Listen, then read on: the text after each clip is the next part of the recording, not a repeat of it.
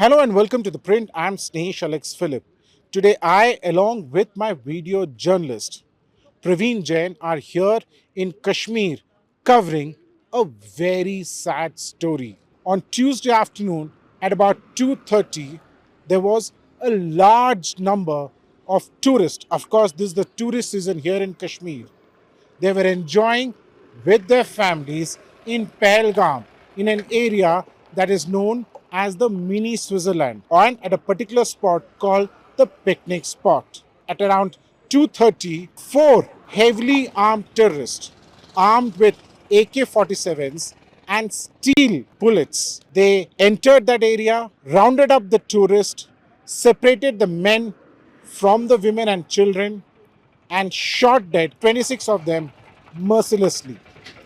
Right now, we are on our way to Pahalgam, but we've been stopped at this location called Marhama, which is several kilometers away from Pahalgam. Now, following this killing, there have no reasons been given whatsoever on why we've been stopped, but we are told that it's because of security considerations.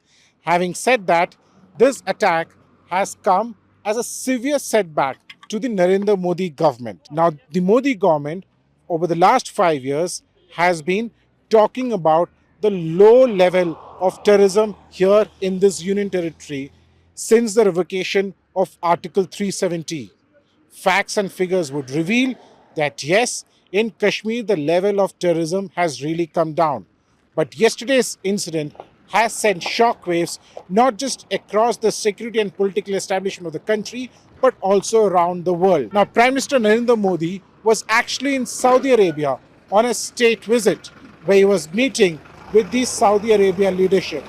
Prime Minister Modi cut short his visit and came back to India and he landed early morning today, and since then he's held number of review meetings. Home Minister Amit Shah was directed by Prime Minister Modi to reach here in Kashmir, and he reached here last evening and has now gone back after taking a full security review of this region as well as discussing the plans ahead.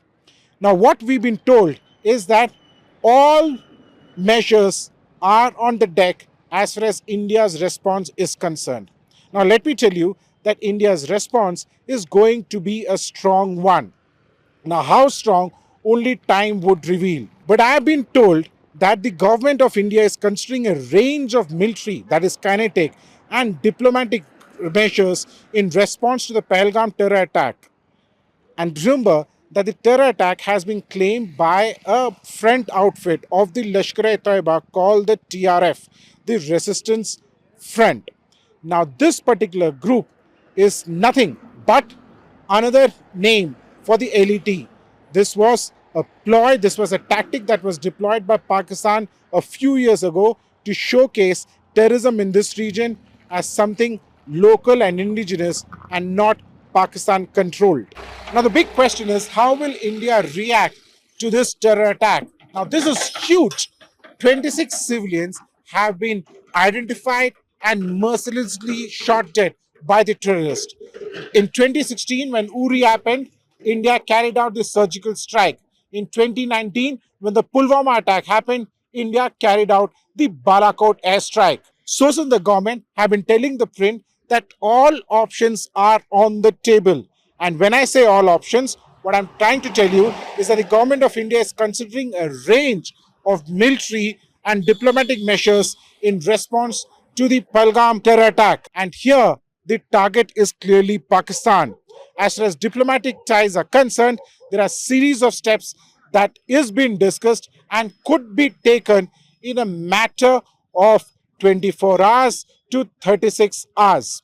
As far as the military options are concerned, this is something that the military planners and the security agencies are in discussion with and will be known only once the operation is undertaken. The fact is that this terror attack was carried out by Pakistan-based Lashkar-e-Taiba. Remember that this terror attack came just days after Pakistan Army Chief General Munir went ahead with his long tirade in which he called Kashmir the jugular vein of Pakistan and invoked the two-nation theory and why both countries are diametrically opposite to each other. For the print, this is Snehesh Philip with video journalist Praveen Jain reporting from Kashmir.